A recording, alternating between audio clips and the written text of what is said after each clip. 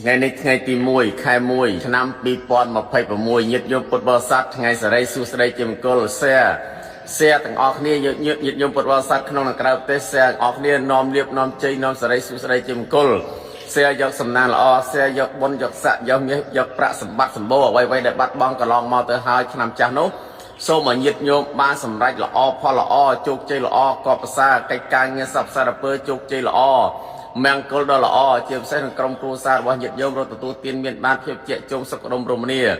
ចាំបង្កើតមុខរបររស់ស៊ីលក់ដូររូបការងារក្រុមហ៊ុនតូចធំសហគ្រាសសូមញាតិញោមពុទ្ធបរិស័ទទទួលបានក្តីចម្រុងចម្រើនកើសម្បត្តិគ្រប់ប្រការមហាសារកាលលន្ធោមហាលៀបមហាជ័យមហាស្នេហ៍លៀបស្នេហ៍ជ័យស្រីស្រីសុស្ដីជាមង្គលឲ្យញាតិញោមពុទ្ធបរិស័ទមានប្អូនទឹកបនិតទឹកហាកិច្ចការងារអ្វីៗសូមបានសម្រេចដោយម្ដងពកដោយប្រាថ្នាញាតិញោមពុទ្ធបរិស័ទកុំភ្លេចឆ្នាំនេះ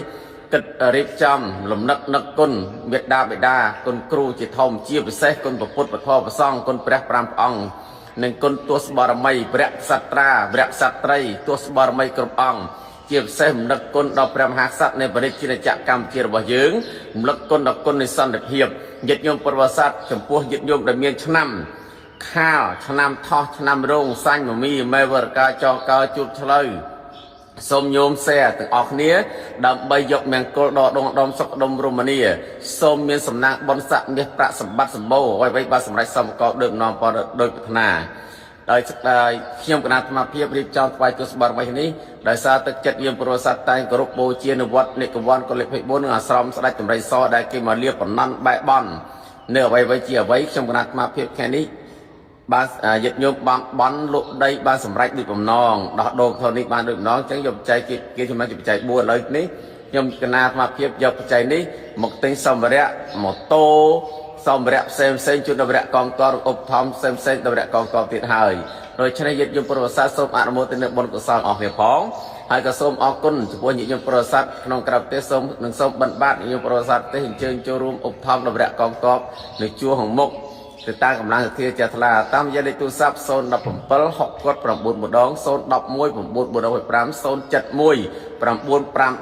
5 ដោយទឹកចិត្តគ្រប់ស្រឡាញ់ពីទូ5កុំខ្ញុំអាត្មាភាពនីសវណ្ណមីរេជាសមាជិកកុដ24វត្តឯកសង្កាត់បង្កើតពីខណ្ឌកោរីករាយភ្នំពេញ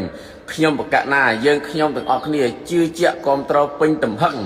នៅប្រមុខរាជរបស់យើងសពថ្ងៃជឿជាក់គ្រប់ត្រនៅវរៈកងទ័ពយើងសពថ្ងៃជាខ្ញុំពុទ្ធបរិស័ទឆ្នាំ2026នេះបរិជាចក្រកម្ពុជារបស់យើងនឹងមានដំណឹងល្អផលល្អជោគជ័យល្អសមប្រកបចាប់ពីខែនេះរហូតទៅតរៀងទៅញាតិញោមឆ្នាំមើលនឹងបានសម្រេចសមប្រកបដូចម្ដងមានរឿងល្អមង្គលល្អជាពិសេសនឹងមានអ្នកវិនិយោគទុនក្នុងនិងក្រៅប្រទេសមកវិនិយោគទុនបរិជាចក្រកម្ពុជារបស់យើងញាតិញោមត្រៀមដីកន្លែងដែលញាតិញោមត្រូវមានតែសូមលក់តាមហាងឆេងបានញោមណាកុំលក់ថ្លៃពេកបាទព្រោះអីញាតិញោមពុទ្ធបរិស័ទវត្តទិញអរគុណច្រើន